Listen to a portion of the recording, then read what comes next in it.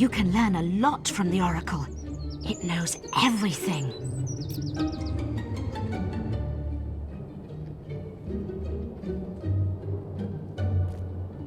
The sign of Moryk.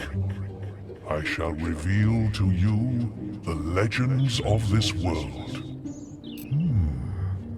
Let's see. Demon doors. The life of a rock endowed with consciousness is never easy. But we all have a single purpose for which we were created. Mine is to collect stories, to be a keeper of ancient secrets past, and foreteller of terrible events future. That of demon doors is to safeguard the riches that lie behind them, and to invent games and riddles to test those who seek them. I know some interesting things about the necropolis.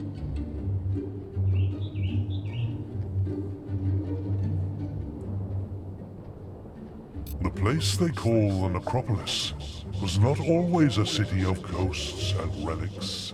It was once as thriving as any town, and its people as peaceful and content as any other. Yet, there was one among them who was not so satisfied with this life, and bargained the fate of his city in exchange for wealth and power with entities too powerful to comprehend. The very next day, the riches he had desired were his, but he wasn't able to enjoy them for long.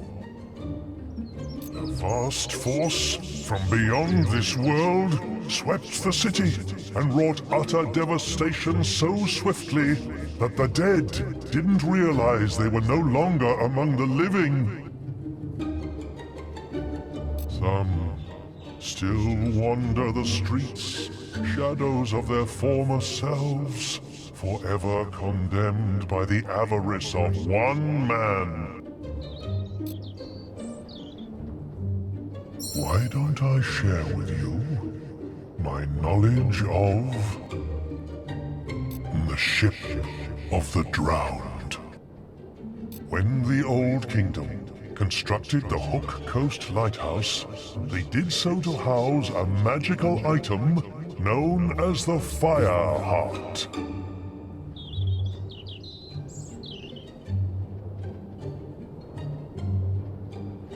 The beating of its powerful pulse summoned a ship from the depths of time, sunken for millennia, with a crew of whispers. This ship could carry the traveler to any part of the world, no matter how remote or inaccessible. But it would take a steely soul to withstand the desperate solitude of the journey.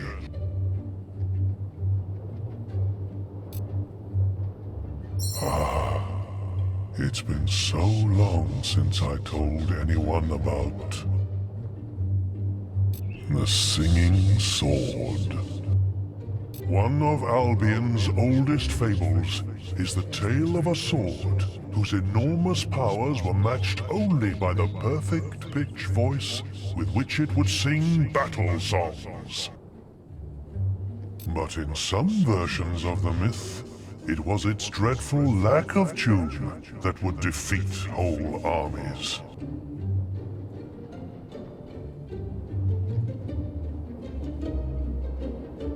This has led some scholars to believe that the tale has its root in Temmin's, the worst bard ever to exist.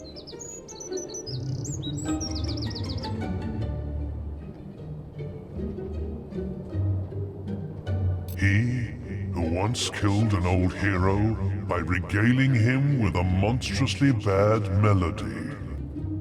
Unfortunately, it is only a fable. and such a sword has never existed.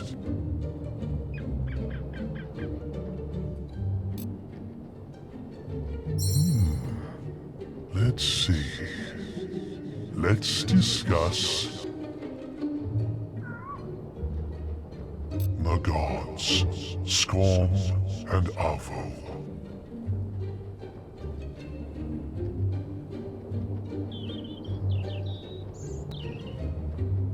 Though many worship these so-called gods, the temples to Skorm and Avo can only be dated as far back as 400 years ago, when they were founded by a ruthless trader.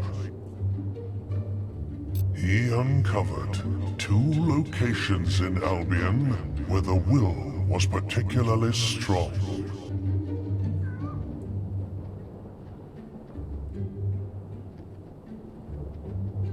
In one of them, it tended towards good, healing those who stood there.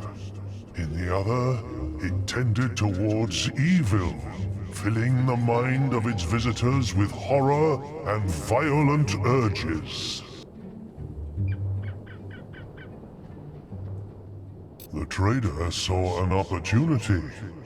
He would create 2 temples to 2 opposing gods and demand gold from those who felt their power.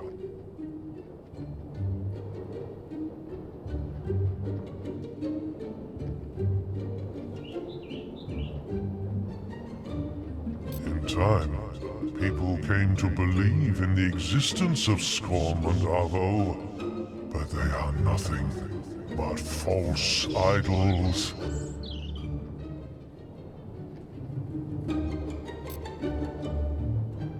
Ah,